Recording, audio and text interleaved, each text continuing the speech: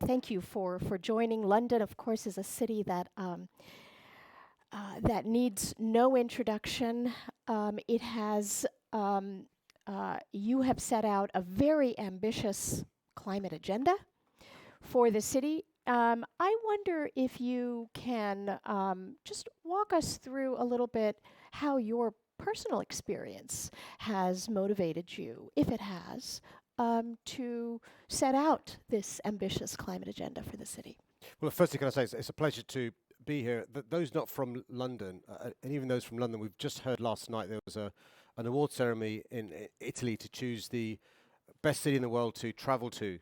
Third was Venice, second was Barcelona, and first was London. So please spend a lot of money when you're here, because we could do with it. But I mean, look, I'm quite clear in relation to politics. My view is there's a great saying from an American politician: "All politics is local." I take it further: all politics is personal. And my journey in relation to tackling climate change began when, in 2014, I decided to run the London Marathon, ostensibly to raise money for charities in London. And because the Evening Standard, our London paper, asked me to do so, and I was after their endorsement to be the mayoral candidate. I didn't get their endorsement, but whilst I was training, I got asthma. And I'm somebody who's quite well informed, and I had no idea that there's this invisible thing that you can't see, nitrogen dioxide, particulate matter, and it can make you sick. And I started looking more into the issue of air pollution. Actually, when I talk about climate change, I think it's really important we also mention in the same breath air pollution. Because my concern about climate change, when you talk to people across the globe, particularly in the global north, is they assume climate change is very distant. It happens to people elsewhere, an island in the Pacific, sub-Saharan Africa, or it's going to happen in 20, 30 years' time. And what's clear, not only from the consequences of air pollution, more than 4,000 premature deaths here in London, babies with stunted lungs forever, adults with a whole host of health issues, asthma, heart disease, lung disease, cancer.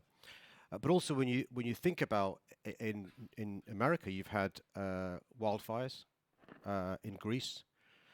We've had flash flooding in London, where you've had in 2 hours more than 2 months worth of rain, leading to homes being flooded, stations being flooded, schools being flooded.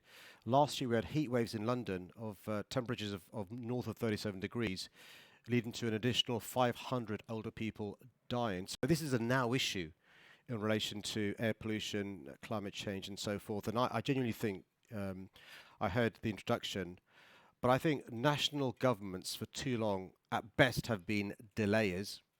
10, 20 years ago, they were deniers, many of them. But it's the cities who are the doers and are doing stuff, whether it's New York, Los Angeles, Freetown, Dhaka, London. And I genuinely think that we can be part of the solution, particularly with what looks like a disappointing COP27 from all the moody music coming out of Alok and others. And we really need to step up. So you've described your personal challenge with asthma as being one of the motivating factors. You've described that cities can be the doers, as you say. Cities are also a huge source of emissions globally. So cities have little choice but to step up. What has been, in your view, the single intervention that you've made that has had a measurable impact on reducing London's emissions? And what are the political costs and benefits of that? You know, lessons that other city mayors in democratic societies can take away from your experience. Well, firstly, I completely agree with the premise at the beginning of your question in relation to we can be the problem or the solution. And if you look at carbon emissions from cities, in 1990, we contributed, roughly speaking, 60% of emissions. Now it's about 70%. It's over 70%, yes. But the world's population actually is becoming more urbanized, and so more and more people are moving to cities. So that's, for me, a source of solution in terms of an opportunity. And we have to take people with us, because every 4 years, we have to reapply for our jobs. And if we're not careful, we can end up losing our jobs because the other guys promising jam today without sometimes difficult choices to address the issue of climate change and air pollution. So In my first year as mayor, what we did was basically get the data to make sure we could let Londoners know how bad things were. So we, in the first year, worked with really good partners, and my deputy mayor Shirley Rodriguez is here. But we had over London a number of air quality monitors, London, and so we had 300 air quality monitors across our city, and we had mobile vehicles going around, zero carbon, by the way, just to see how bad the air quality was. And the idea was to educate Londoners, and frankly speaking, scare Londoners into giving me permission to take bold action. And so in real time, we knew how bad nitrogen dioxide emissions were, we knew how bad the particulate matters were, and by the way, carbon emissions as well. And once Londoners realised, particularly parents of children, particularly people in communities, ordinary citizens, how bad things were, that gave me permission to be very, very bold in relation to the world's first ultra-low emission zone. And it works on the principle of the polluter pays. If you look at the invisible stuff that's killing us prematurely, the biggest source is transport in relation to our vehicles. The two other sources of carbon emissions are where people live and where people work. But transport was the key driver for the particulate matter and NOx. So we introduced the ultra-low emission zone, and within 2 years, we've managed to reduce the toxic stuff in the centre of London by 50%, a 44% reduction in nitrogen dioxide, a 27% reduction in particulate matter, a 5% reduction in carbon just in 2 years. And we've now widened that. So it now covers all of inner London up to the North Circular and South Circular. To give you an idea of scale, that is 4 times the size of Paris.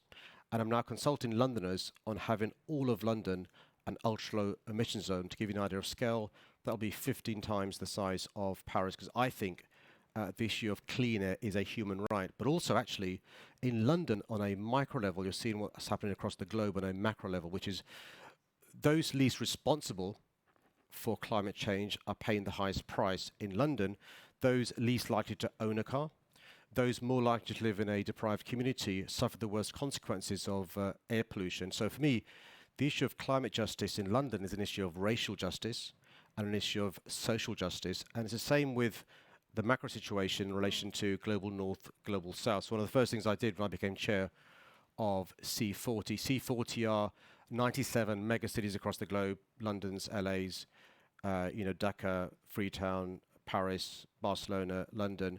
I said we should have at least 2/3 of our budget over the next year spent in the global south. We've got to lead by example. Well, I wanted to ask you about that. There are unequal levels of air pollution in the City of London. So you've just described the impact that the ultra-low emission zone has had in the center, but what about in the neighborhoods where air pollution is at the highest levels? What do you propose there? Good question. So before I became mayor, King's College did a report and said, with the policies that were in place before I became mayor, it would take 193 years to make our air lawful within legal limits. Our policies will do it by 2025. And actually, even though the ULEZ only applies to the central and inner London, across London, air is getting cleaner, to the point where more than 90% of homes in London, all of London, are now within legal limits, and 97% of schools within all of London are now in legal limits. For the obvious reasons, because people who live even outside the zone, when they want to come in, will either walk, cycle, use public transport, or have moved to a cleaner vehicle. To give you an idea of numbers, when I announced the policy, we had, roughly speaking, 39% of vehicles that were compliant. So roughly speaking, 4 out of 10 cars were clean cars. Now it's 92%. And by clean cars, you mean what? ULEZ compliance. We use the EU standards of Euro 6. And Euro 6 cars are cars that still emit some particulate matter and nitrogen dioxide. They could still be internal combustion engine cars. They need not be electric cars. Yeah, and within London, we've got town centres which are zero emission. Yeah. And our buses, look, we've managed to, by cleaning up our buses, reduce the nitrogen dioxide from our buses by more than 90%. We've got, roughly speaking, 9,000 buses. They're all 9,000 ULEZ compliant. We have more electric buses and hydrogen buses than any city in Western Europe. More than a third of our black taxis are now zero emission. We have more charging points, rapid charging points than any city in Western Europe, and a third of the country's charging points are in London. These are things that a mayor can do. What single intervention would you like to make that you can't? Big issue is how we. If you go back to think about the way I think about it, and when I explain to Londoners is, there are three big sources of the bad stuff: transport, homes, and where people work. So one of the policies we've brought in is all new developments in London have got to be zero carbon, right? So whether it's a home or whether it's a building. So I'm confident going forward. The issue is how do we, the jargon is retrofit. How do we sort out the buildings already built? Which is the vast majority of buildings. Which is the vast majority of buildings. Right, And they're famously leaky, as they are in my home city of New York. There's a few things, though. If you think about it, what is the biggest challenge ordinary families are facing, right? It's the cost of living crisis. It's energy prices increasing because of Ukraine, so forth, so forth. Many families are facing bills going up by more than £700 this year. But actually, and we also know post-Brexit, we've got a crisis of what is the future of our country going forward, future of our city going forward, and we've had this pandemic. But actually, if we were to insulate our homes, have double glazing, it creates jobs in the green economy, but also it reduces bills. And so the new homes we've built, the zero carbon homes, those families are paying far, far, far, far less in their energy bills than their leaky neighbours. And so actually, if the government was to give us the powers and resources to retrofit, we could have genuinely a green industrial revolution, creating jobs that are future-proof, well-skilled, electric vehicle charging points, installing solar panels, installing double glazing, installing insulation. So you create jobs, but also you're reducing people's bills, and you're tackling climate change as well. But these things are out of your hands. How difficult is it to really carry out your climate agenda when you don't agree with the national administration, which is, by the way, the case for many city mayors around the world? Yeah, to be fair, most people in this country don't agree with this Prime Minister. And that's just his ex-lovers. So look, we can't wait for the national cavalries to arrive, right? Actually, America is a really good example, an inspirational example of, in those 4 years when you had Trump in the White House who walked away from Paris, the mayors and the governors were can-do. And actually, the mayors and the governors in America weren't, wallowing in self-pity. They got on with it. And Mike Bloomberg did a great job, getting them organized and stuff. And so in this country, of course, it would be really helpful if, we didn't have, one hand tied behind our back because of the current government. But we can't afford to wait. So yes, we're lobbying for more powers and resources. We're trying to make the government understand actually many of their agenda priorities, zero carbon, a good recovery, a national recovery post the pandemic, actually can be a green recovery, growing back greener. But we're not going to wait. So, in London, in Bristol, in, other parts of the country, in Glasgow, really exciting things being done from cities. There's a great saying from a former mayor in America. He once said, if the 19th century was a century known for empires, 20th century has Boris Johnson on the phone. 20th century of nations and states. The 21st century is about cities and mayors. And so we're not going to wait. And so you go to Barcelona or Bogota, most electric buses of any city in South America. Barcelona, really interesting and exciting, changing the roads to encourage walking and cycling. You go to Paris, Anne's got some great policies to have a 15-minute. These are ambitious goals. They're happening. They are happening. They're not universally popular, as you know. There's pushback, even here on your low traffic zones.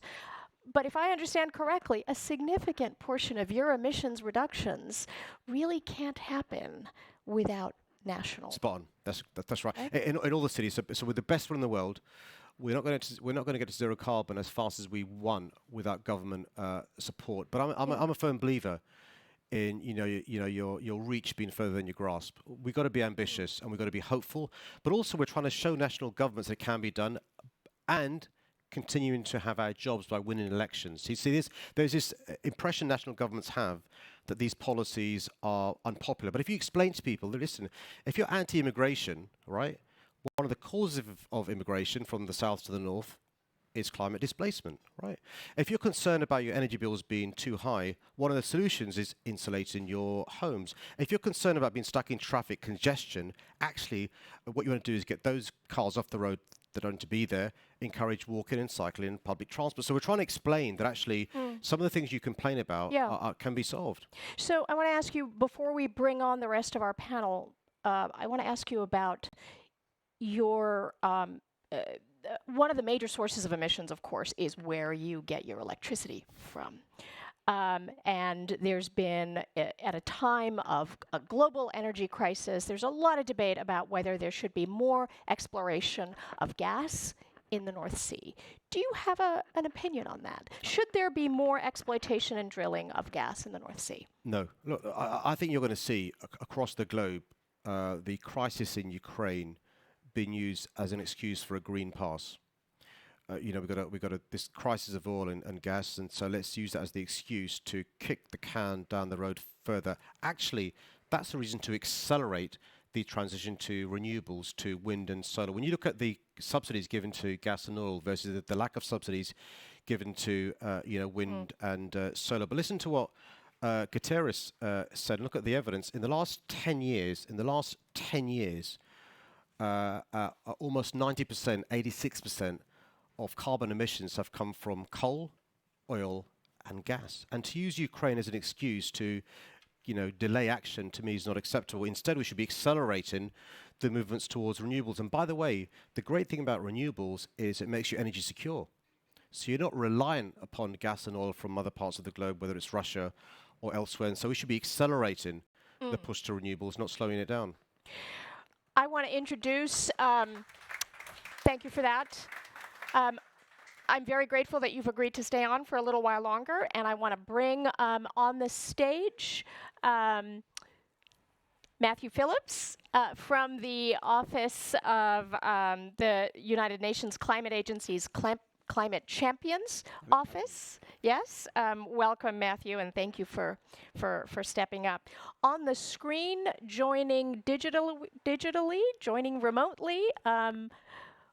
Hello, Johan Rockström, the director of the Potsdam Institute for Climate Research. He's really one of our preeminent scientific voices on the risks of climate change.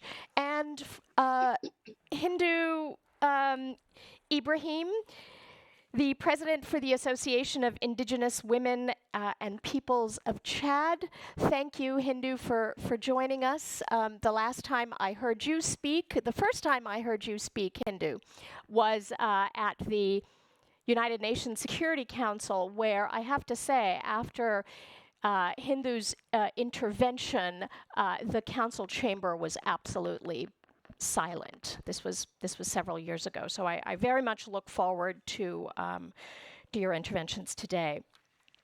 I want to just open with you, Johan Rockström. You have spent many years repeatedly warning leaders of government and business about the risks that we are walking into. I want you to sort of set the stage for us. Where are we in the arc of global greenhouse gas emissions? Where are we in the arc of climate risks? And where are we heading? Yeah, thanks. Well, unfortunately, there are no good news on any of those points, I'm afraid. The latest update, we're at 415 ppm of CO2. It continues rising, despite the fact that the IPCC, the Intergovernmental Panel on Climate Change, our scientific basis, shows clearly that we needed to bend the global curve of emissions when? Well, actually 2 years ago, that we've entered the decisive decade when we need to cut global emissions by half, which translates to 7% reductions globally per year, 7% per year, to reach 50% reductions by 2030 and then continue to a net zero world economy in 28 years by 2050. We are unfortunately not following that path, but science is even more clear on two additional elements here. Number two is that the energy transition and getting off fossil fuels will not give us a safe landing well below 2, aiming for 1.5 according to the Paris Accord. The reason is that we have so much evidence that the resilience in the living biosphere, it will be the ultimate battleground whether we succeed or fail, meaning the carbon sinks in forests, soils, wetlands, grasslands, but also in the ocean. We are losing that carbon sink. And finally, we have so many tipping points that are now evidenced and very clear. The Greenland ice sheet, the West Antarctic ice shelf, the Amazon rainforest. We are coming closer to these tipping points. So if you put all this together, the window to really secure the Paris Agreement is rapidly shutting. So let's put it this way, the scientific support is very strong for the Earth's pulse to be very weak, according to Alok Sharma. I fully support that.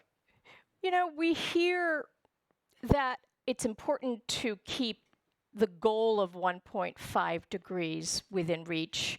I just want to take a moment and explain what that means. We are already over 1 degree Celsius warmer on average than we were 150 years ago. Yeah. And so I guess I'm wondering, is it inevitable that global average temperature rise will hit that 1.5? And will we have to prepare for that inevitability? Will we have to prepare right now for life on a fevered planet? I mean, if your average body temperature was 1.5 degrees hotter every day, you know, you'd be running a fever, right? If I can just make a little correction to your statement there, I would never call 1.5 degrees Celsius a goal. 1.5 degrees Celsius is a limit. It's a threshold we want to avoid. It's a planetary boundary. And I can just share with you that we now have a scientific manuscript in review in Science where we show with very high degree of scientific confidence that even 1.5 is dangerous. So you're absolutely right. You know, now is the time to start preparing for 1.5 and be recognized that this will have a lot of impacts, a lot of damage. WMO, the World Meteorological Organization, showed just a few months back that there's a 50% risk that we will be hitting 1.5 already within the next 5 years, 1 year of the next 5 years. We are at 1.2. Can we land still at 1.5? Well, most science shows we still can do that if we do deliver on the science. But we are at very high likely going to have an overshoot, meaning we will have decades when we are at or above 1.5. So we need to make huge investments also in the adaptation, but the mitigation side is the most important one. So you've heard, I just want to ask you one last question. I know that that you need to leave, Meher Khan. From where you sit, has the global effort to decarbonize and all of the promises that you've heard in COP26, has that been dealt a body blow, particularly by the war in Ukraine? I mean, that's the excuse that would be given in advance of Sharm el-Sheikh for why the promises weren't kept. But that's too easy. I think, yeah, Ukraine and Russia, of course, is a challenge. But actually, I mean, COP26, my analysis of COP26 was it was okay. The real excitement was outside the conference room with the business community, civic society, and the mayors. Actually, the room was thoroughly depressing. And I think it's really important for us to realise that actually it's not inevitable what's been heard, but we really this is the moment, and this is the moment where we've got to take bold action. And genuinely, you speak to those responsible in the months in advance of Paris, which is talked about as the sort of the great COP. COP in Glasgow was a damp squib compared to that. But if you think COP26 was bad in Glasgow, with just a few months to go before Sharm el-Sheikh, we are nowhere near doing the advanced Sherpa work required. And you saw the G7 this week. You saw where people's intentions focused. COVID pales in comparison to climate change. It's insignificant, and so I think it's. What did really you important. hear from the G7? Well, listen, the G7 didn't talk about these sorts of issues, did they? Where did you hear discussion about the acceleration to renewables? Where did you hear the discussion about a green recovery? Where did you hear the discussion about supporting the global south? Where did you hear the discussion about these concerns about these boats on the Mediterranean? Well, actually, the one way to stop people coming to the global north is to fix climate change, so there's less climate displacement. And I think that's the big challenge is there aren't the big ideas in relation to the G7 and others. That's why I say this genuinely, the cavalry's not arriving. And so there's two demands we've got from the UN, our speakers, the chair of C40, get us around the table. Get mayors around the table, because I accept we've been the problem in the past. We can be the solution. And work with us to be the solution. And the second point just to national governments is, look, if you think this stuff is unpopular, give us the powers and resources and we will do it. Right? We're willing to take the risk and put our jobs on the line so people vote for us again in 2, 3, 4 years at a time, because clearly you think it's not popular, it can't be done. We think it can be done, and we think people are with us. Thank you for joining us. I look forward to hearing more about what you're doing, what other mayors in C40 are doing when we meet in Sharm el Sheikh. Great, thanks. Thank you. Thank you so much. Take it. Do you want to come closer? I'm going to come a bit closer. Yeah, thank you. Hindu, I want to turn to you. We are halfway between COP26 and COP27. From where you are, and I believe you are currently in West Africa, or are you in Senegal now? One of my former homes, Dakar. From where you stand, what did you hear in Glasgow? And where are we on those promises that were made? Uh-oh. Right. I'm joining you from my continent, Africa, where we soon. Like, you hearing me? You're coming in and out, I'm afraid. I hope that you are hearing me. Not very well, but let's try once more.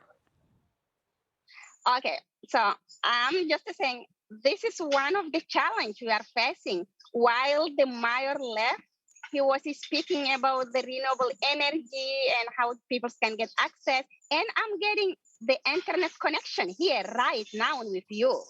So you can imagine how difficult it could be.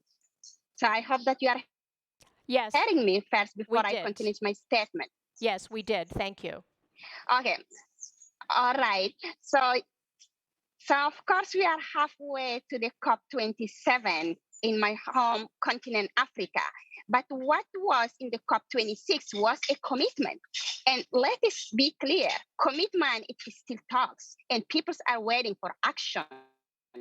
We are not waiting for the talks. So since the COP26 to now, nothing changed on the ground. And you are experiencing that online with me, just to even access to the internet and access to the electricity. And we are continuously in our community, and especially like in my home country, facing this climate crisis. So what are we going to do with the commitment, with the talks? What we need is not the talks. We wanted to see the action on the ground that can change. And of course, they're going to tell me that, yes, it's possible. From the commitment, we will turn them into the actions. But the actions are not coming in the right time that we need them, because when we hear from Joan just right now, we are in an urgency. We are already reaching the 1.5 degree in my home country. People are facing the flood, the drought, and the food insecurity around all the news. Maybe that's happening, but on the ground, it is a real threat for the peoples, because it's threatening peoples that fighting each other. So is it that one we wanted to show at the COP27, again, going and arguing, saying how we are impacting, we are in Africa? I don't think that is the halfway we wanted to show to the peoples, or to the African peoples, and especially to the indigenous peoples that are living this climate threat. So we wanted to show how much they put in the tables concretely, and how much is going to reach my auntie, my cousin, the people who are every day experiencing the climate change, who can use that to change their daily life to face this 1.5 degree already happening at home. So this is the halfway where we are, and maybe what we are asking for the COP27. Mm-hmm. I think that's a really important point to remember, that the impacts of warming are being felt now by millions and millions of people.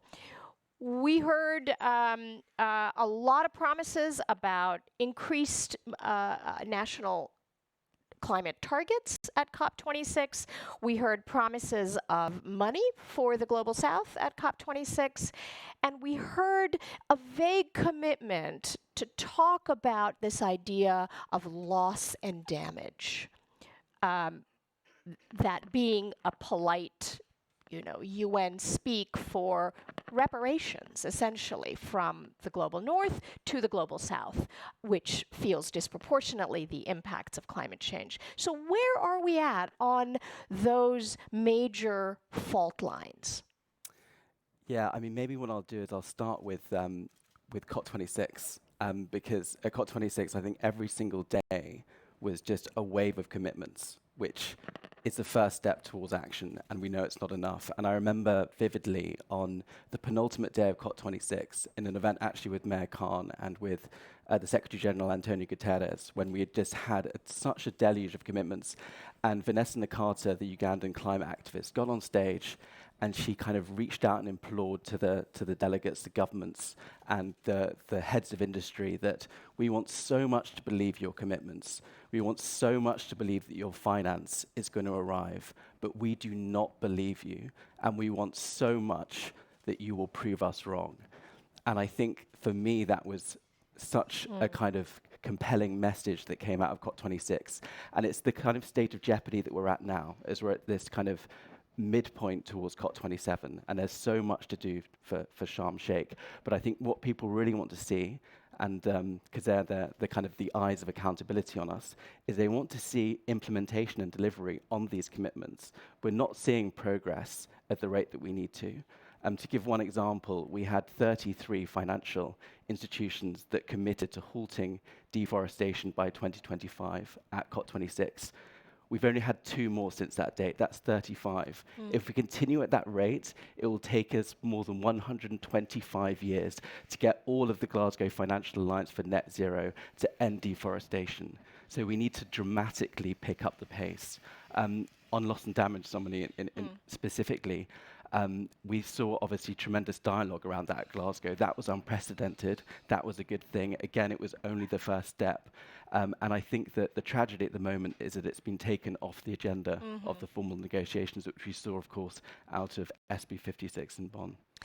From your perspective, Johan Rockström, what was the most important promise that was made at COP26, and has that promise been kept? Thanks, Samini. And I fully agree with Matthew that we've entered a stage of accountability and delivery on implementation. I would even argue that, since Paris, we've been negotiating text, and that has now been closed. The books are closed. Glasgow we crossed the finishing line. Even the text on Article 6 was finalized. Now there's only one thing left: delivery and accountability and follow up, and to keep everyone on track and to ratchet up the ambitions. What was the most important accomplishment in Glasgow? I would argue that the decisive moment was when India announced a net zero pathway. It was quite unexpected. Many of us in the scientific community still expected India to go to 2040 for peaking and then start gradually reducing emissions. But having a net zero target by 2070, too slow for science, but still a very massive transition. This is why I think it was a bit unfortunate and unfair even to start accusing India for not being constructive when they refused to accept phase out coal and were arguing for phase down coal.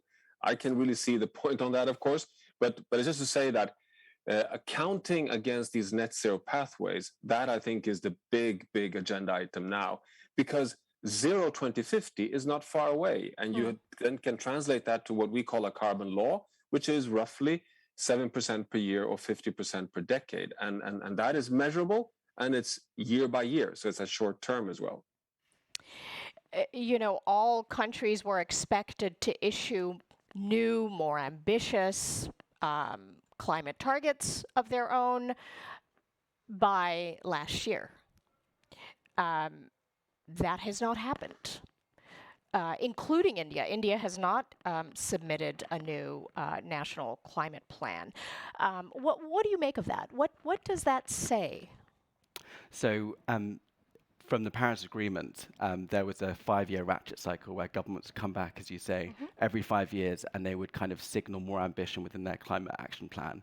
And what was brilliant about Glasgow is actually it put in place a provision where it said, actually, you can come back every single year and up your game in terms of your mitigation targets. It was a kind of diplomatic peer pressure Exactly. that was supposed to be at work. So we've accelerated that, which is a good thing. But at the moment, we've not seen enough progress on that. And even during the Bonn Intersessionals, which is the mini COP before we get to Sharm el-Sheikh, only Australia came forward with its new administration. So we need a dramatic acceleration of that. I mean, to Johan's 7% point and the fact that we need that sort of level of decarbonisation year on year, we are seeing committed companies step forward. There are examples of progress. So, for instance, early adopters of the Science-Based Target Initiative who made that commitment to net zero in Paris have actually decreased their emissions since that time by 25%. Which You mean companies that... Companies, that's companies, that made yes. pledges, yeah. Which is broadly in line with what Johan is talking about. But we need to see that ambition from corporates, from financiers, and obviously from the national governments themselves. And the same question that I asked Johan to you, what was the most significant, the most important promise that you heard at COP26, and has that promise been kept? I think the most important was about the 1.7 billion for forest and land dedicated to the indigenous peoples-led solutions. Because for the first time that the countries, the private sector, philanthropic, hear from the voices of indigenous peoples and dedicated this direct access funding. But the question is where we are with this funding, because it was dedicated until 2025. And then now it is only 3.5 years left. So what are they going to report at the COP27? So what they did, it is the same mistake. Those who give the money, they just hire like a consultant from the international level who come and say like, okay, we have this money, how indigenous peoples can work with it. And I found the way that they are doing it is a wrong way, because direct access funding, it means that indigenous peoples who manage already 80% of the world's biodiversity. We can manage 1.7 billion. We don't need a babysitting who can tell us how we can manage the money and where the money can go, because it's going to end up with all the bureaucracy, meetings, buying the logistics, and at the end of the day, this money cannot reach the communities within the 3.5 years. So what should be done? Maybe by the COP27, it is how they can have the indigenous peoples who can lead and tell the principles, the guidelines of how managing this money and how this money can reach to the direct access project. For example, in our communities, we know how to restore the land who is destroyed. We know how to protect the biodiversity around the tropical forest where we are living on it. We know how to restore the traditional way of fishing in order to protect the coral reef. So how this money can serve those direct solutions to the communities. And maybe we can show them those solutions. So this is where we are and what is important for indigenous peoples who is committed in the COP26. I'd like to hear a little bit more about where we stand on loss and damage negotiations, because this has been a real contentious issue. Countries in the Global South, NGOs, have been calling for separate funding for loss and damage for many, many years. What's your prognosis? Any of you, please jump in. You know, is this likely to advance in Sharm el-Sheikh? Do you hear the cries, the demands for loss and damage intensifying at Sharm el-Sheikh? I jump on it while my internet is working Yes, much better. Please. So, loss and damage have been a big issue that we highlight as the global civil society and indigenous peoples during the COP26. And it has been also a big discussions during the SAPSTA and SBI in Bonn Intersessional just 2 weeks ago. So we are asking firstly to recognize the non-economic loss and damage, because the loss and damage is not only what we are counting as indigenous peoples. We are losing our culture, our identity. The peoples who are losing their homeland, they have to be displaced. How this one can be recognized separately and repair also separately. And secondly, the loss and damage finance. The developing countries, especially the African countries, African ministerial met before that. They set up already what they need for the loss and damage money. And it has to be a real, not passing through the all the insurance. I think we've lost you. But I think it is, from what I gather, from what Hindu is saying and what my reporting has shown, is we will see intensifying demands for loss and damage funding in the next meetings. We've got just a little bit of time left, and I want to ask you both for your assessment of something that can be a bit jarring. At COP26, we heard pledges to pivot away from fossil fuels. We heard pledges to reduce methane emissions. However, we're seeing more calls for gas production, methane gas production, including in Europe. We're seeing a return to some coal-fired power plants. We're seeing a real acceleration of the development of coal-fired power plants in both China and in India. What do you make of this? I think we're at a big fork in the roads with the twin challenges of the energy and food crises. I would say there are two things to think about when that's happening. One is we need to kind of not see these kind of very distant, faraway pledges around 2050, and it needs to all be about near-term breakthroughs and assessments of progress towards that. And the second thing is, recently we updated our criteria for net zero companies under the Race to Zero campaign, and we are absolutely explicit that we need to get the hell out of fossil fuels, and there needs to be no new coal. So this goes for finance institutions, for businesses, and for cities and regions that are signed up to the campaign. There do need to be managed phase-outs because we want a just transition, but this needs to be explained so that we get that phase down and out. Johan, anything to add on that? Yes, I would even say that we are potentially even beyond the fork of the road. We have already chosen a path, and the path is a path to fossil fuel-free, energy generation across all sectors. The problem is that we're in the midst of the transition. We are on this kind of gauntlet phase where we are phasing over from 150-year logic to a completely new logic, and in comes the war in Ukraine. So I think we have to be very cold-headed here and recognize not to mix the picture too much, not to confuse the world by saying that what China is doing to continue investing in coal, these are the 33 gigawatts that they have decided even before the Ukraine war. They need to be lined in along with science and the Paris Agreement to phase down that investment. But the fact that Germany, at a very short term, increases temporarily LNG and then potentially coal-fire energy provision to deal with this gauntlet right now, to deal with this sudden, abrupt geopolitical mess caused by Putin, I think we should not be too concerned about that, because underlying that is a very strong determination in Europe to accelerate the pathway to deliver on the European climate law, which was pronounced yesterday by Frans Timmermans in the European Union. You saw the end date on the combustion engine by 2035, for example, which is a massive announcement in terms of accelerating, not pushing any pause buttons.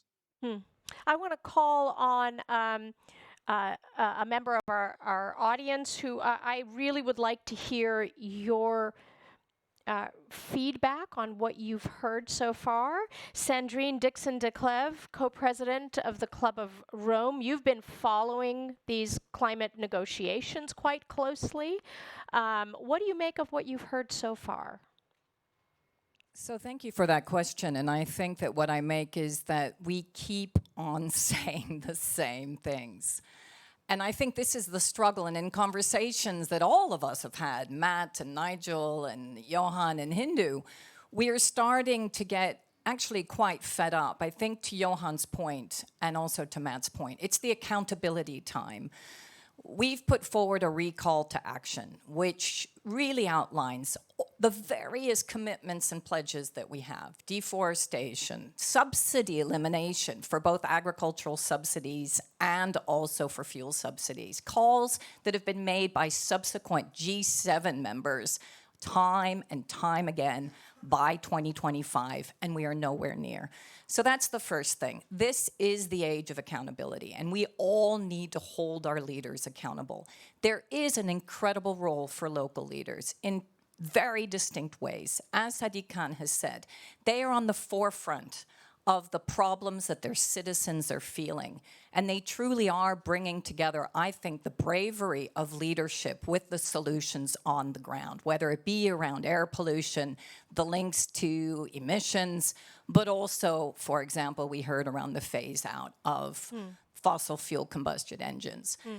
I think the key now, and this is what the conversation is with, in particular, European leaders that I've been having recently, don't backtrack because of the Ukrainian situation. This is, as Matt has said, the moment in time, and so has COVID. It's the time to actually tap into the subconsciousness of people as to what is most essential. That's what COVID showed us. And now in terms of conflict, because we will probably go into rationing at the European level as we hit the autumn.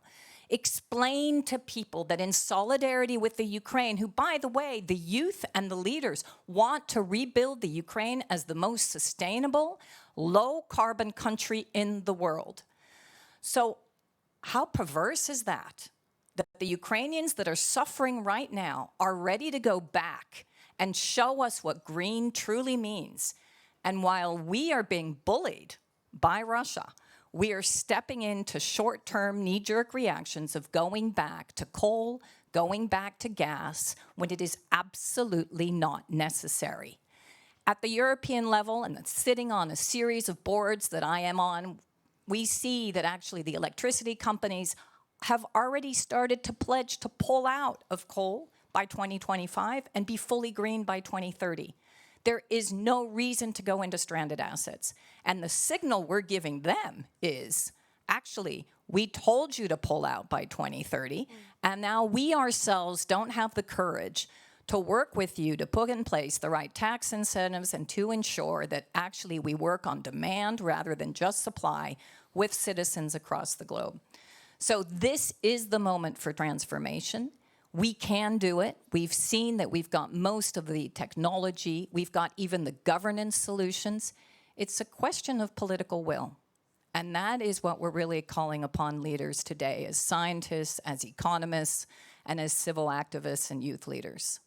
I feel like we've been hearing that about political will for quite some time as well. Do we have some time for questions from the audience? We have a couple of minutes. I can't really see because of these lights. Will someone just help me with mics? Yes. Please raise your hands. Sorry, I grabbed a mic, so I can go in quickly, because it really just follows on from that point. So I'm Emma Chenoweth from Oki.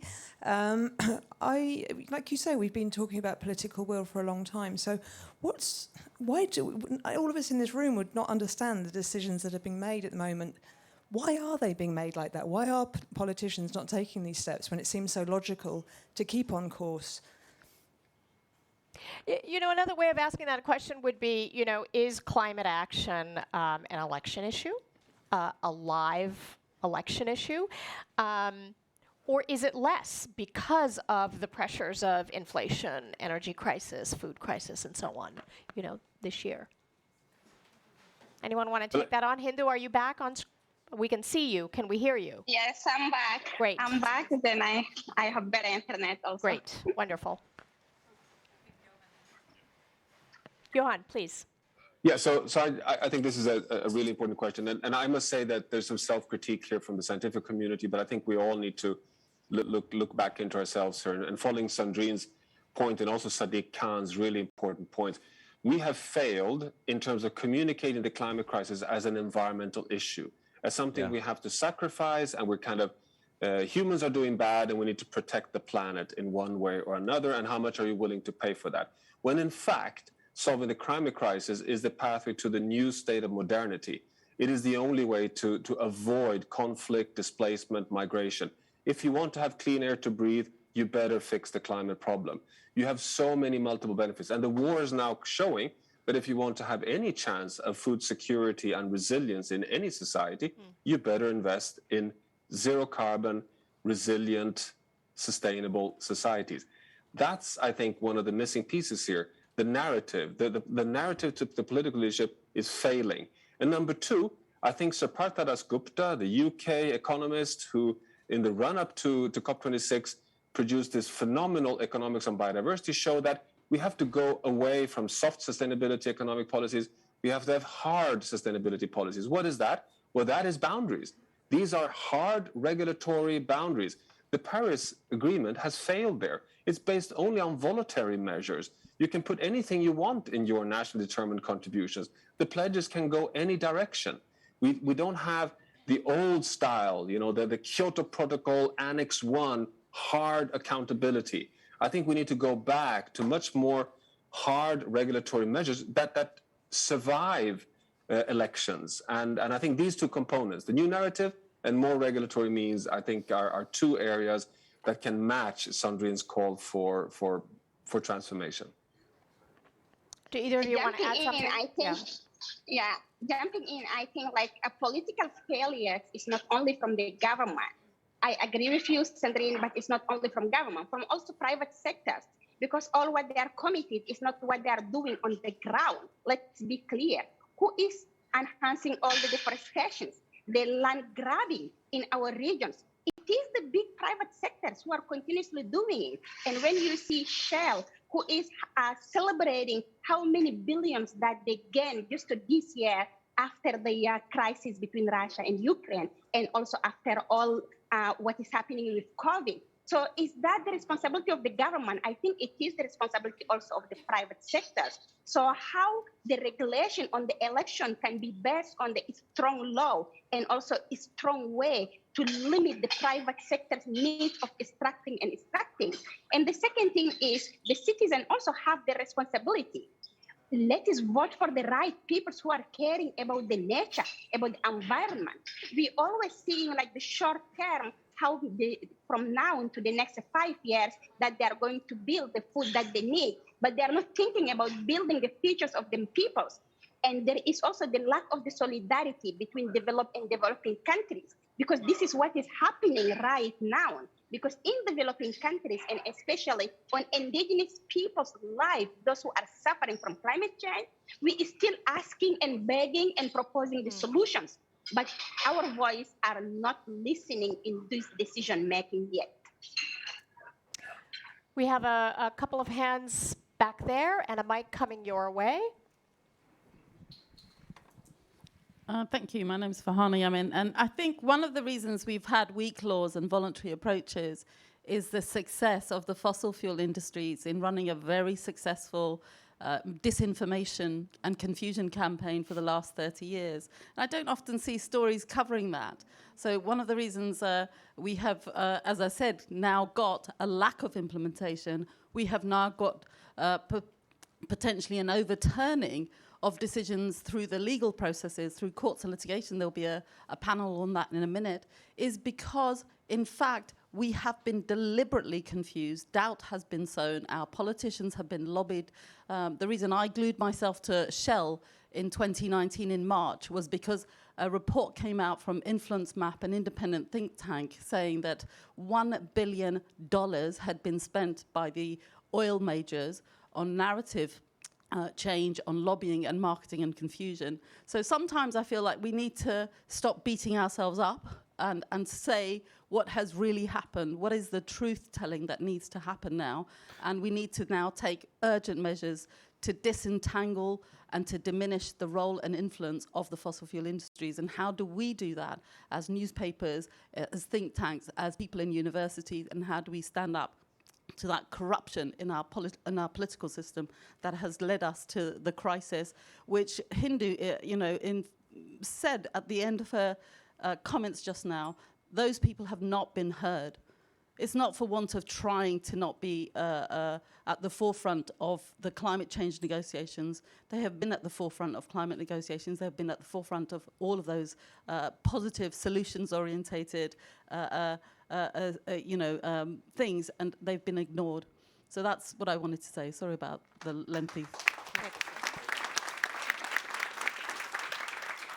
I think thanks to the work of whistleblowers and journalists, we know that a company like Exxon knew full well for many years what its core product was doing to emissions. So I think you'll see a lot more reporting, a lot more accountability journalism on disinformation, absolutely.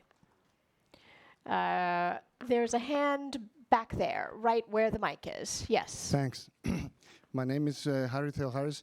I'm with the SDGC, an organization that fosters sustainability in tourism. But I'm speaking as a former Minister of Tourism of Greece and a Member of Parliament, and also responsible for the party platform for the next elections in Greece. And I wanted to offer a couple of thoughts on why we are here as a politician. So perhaps the narrative is not there, but certainly the political pressure is not there. And I will offer two examples.